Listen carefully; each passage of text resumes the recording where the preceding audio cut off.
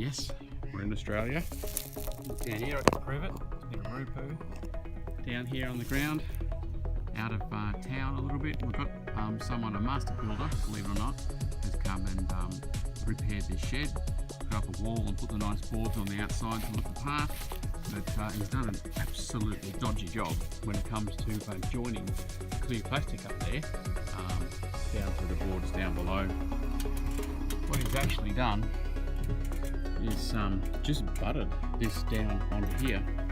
But as you can see, any rain that comes in and hits this is going to run down that wall, and you can see there, run inside the shed.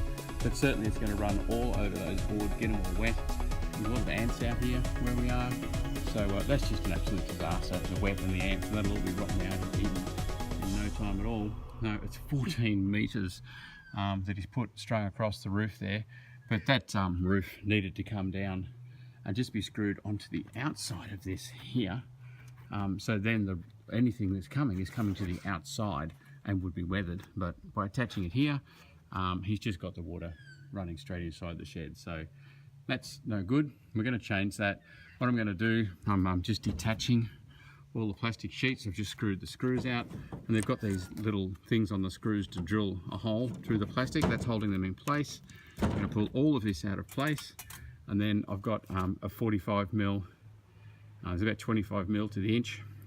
So I've got a 45mm board I'm going to glue and screw onto there, so that'll come out to here, and I'm going to reattach this paneling onto this out here, and I'm also going to put a foam underneath here to seal it so that no bugs and grubs and anything else can get inside. So that's the task ahead of us, and you can see in order to seal it, the customer's wanting not the bugs and grubs inside, so I'm actually going to need to fill down in there as well, so that it's all sealed up and so that the stuff can't get inside the shed. But that's the job, and I'll show you as we go along the stages. So I'm at the point of reattaching this. I've glued the board in and managed to get glue underneath it so it'll seal on that bottom edge there, so no ants and bugs and everything can get in. And I'm putting the foam in here in order to provide that waterproof seal so things can't climb up. But you can see the size of that hole there. The screws have got like a little hole saw on them so that they drill a big hole through here. But that's wreaking havoc with the foam. I tried to line it up with the foam like that, and I'm not going to have a bar of it, unfortunately. So I need to either be able to pull those little hole saw bits off, because the holes are already sawed now through the panel, or get some more screws that don't have that hole saw part on them. So bit of a snare, but it's coming up well and it's sealing. If you look up here, there, you can see the foam's filling the gap in the corrugation, so it's going to seal off nicely, and no water will get in, and this shed will be waterproof. As you can see, it's now standing out nicely, and the weather's not going to go into the shed at all. So good job. We've just got to persevere and keep going. I just started off with a short piece of board to there, and I'm just going through the motions to see how it's all working and see what I need, and then we'll go and continue on with all the rest. So we're well underway now.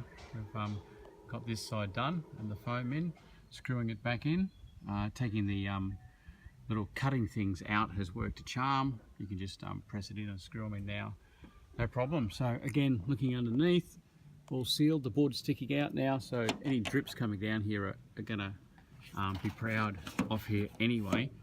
If they run down there, there's a good gap, so it's going to drip down and keep that wall a lot drier. Really happy with that, good job, and it's all sealed off. So it's going good, and we're near the center pole.